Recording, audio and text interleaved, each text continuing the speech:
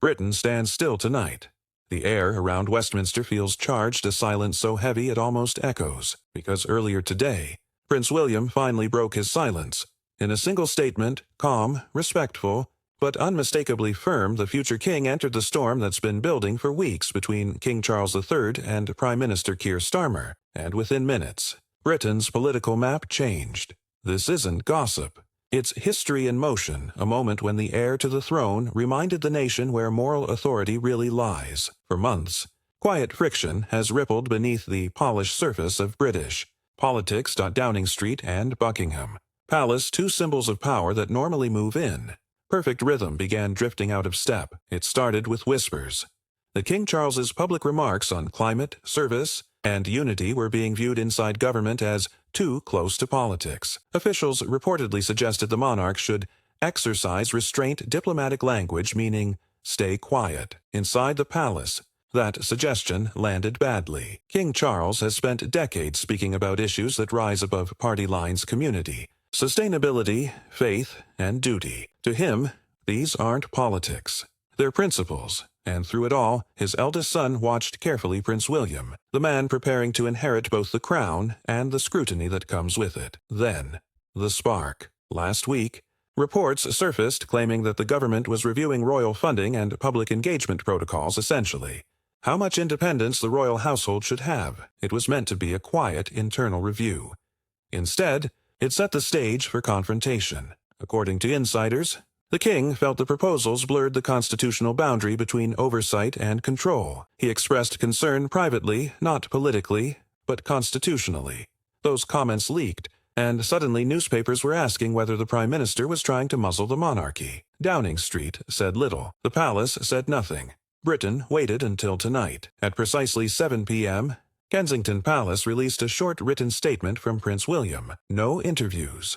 No dramatic broadcast, just a message, simple yet seismic: my father serves the people. His duty transcends politics. The crown exists to unite, not to divide. Within minutes, every major network cut to breaking news. Social media lit up. Hashtags like #YeaterDefend the King and The Crown Speaks surged. It wasn't just support for King Charles, it was admiration for the son who'd dared to speak when everyone else stayed silent. The tone was unmistakable, calm authority, not defiance. William hadn't attacked the Prime Minister. He'd simply reminded the nation of the monarchy's purpose. The response from 10 Downing Street? Nothing. For hours, journalists crowded outside the Black Door, waiting for a statement from Keir Starmer or his spokespeople. None came.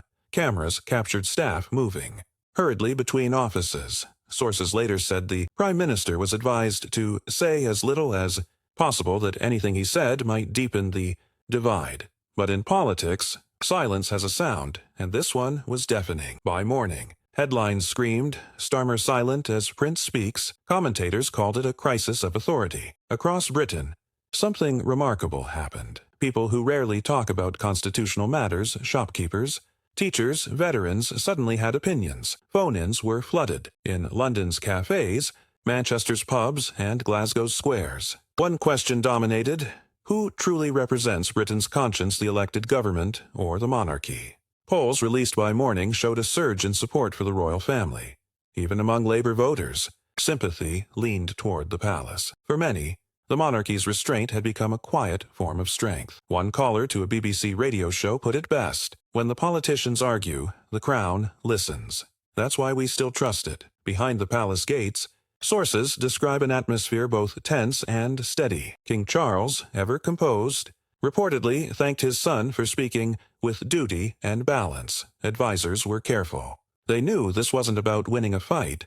It was about preserving an institution. Every word from the royal family carries constitutional weight. Even sympathy can sound like strategy, but those close to the family say William's message reflected more than frustration. It reflected preparation. He spent years studying the constitutional limits and responsibilities of the crown. Tonight's statement wasn't impulsive. It was the product of deep awareness of how delicate Britain's democracy really is. Meanwhile, inside Number 10, pressure mounted. Senior ministers debated whether the government should clarify its respect for the monarchy or double down on independence. Some argued for humility, a surety. statement reaffirming the king's right to speak on social duty.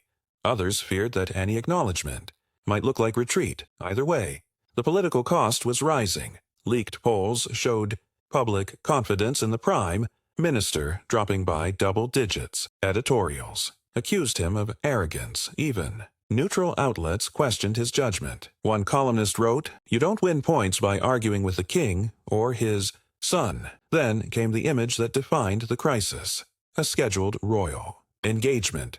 King Charles and Prince William appearing side by side at a veterans' memorial service. They said nothing about the controversy, but they didn't need to. The image of father and son standing shoulder to shoulder under a gray November sky was enough. It symbolized unity, continuity, and quiet defiance. That photograph landed on front pages across the world. Headlines read, "The monarchy stands together." Within hours, donations to veteran charities linked to the royal household tripled, a subtle reminder that public loyalty still leans royal when politics grows messy. By the third day, Britain had turned the drama into a national conversation about values. Commentators noted how Prince William's tone contrasted with the political noise of recent years. He hadn't shouted, blamed, or postured. He'd appealed to service, respect, and unity, virtues that many Britons feel politics has forgotten. Sociologists called it a return of trust to tradition. Younger generations, surprisingly, were among the most vocal supporters online. They described William as modern yet moral, someone who could bridge the gap between old institutions and a changing nation. Even international media praised his composure. In the United States, morning shows referred to him as the diplomat prince. In Europe, editors said Britain's constitutional monarchy had found its voice again. For Keir Starmer, the fallout was immediate. Within his own party, whispers grew louder that he had mishandled the situation. A few backbench MPs privately suggested a conciliatory call to the palace. Others, worried about appearing weak, urged silence. But politics moves fast, and public opinion moves faster. Pro-monarchy rallies formed outside Parliament with banners reading, "Hands off our king." The opposition framed the government as disrespectful of British heritage. Internationally, the story dominated headlines. The Crown challenges the Commons.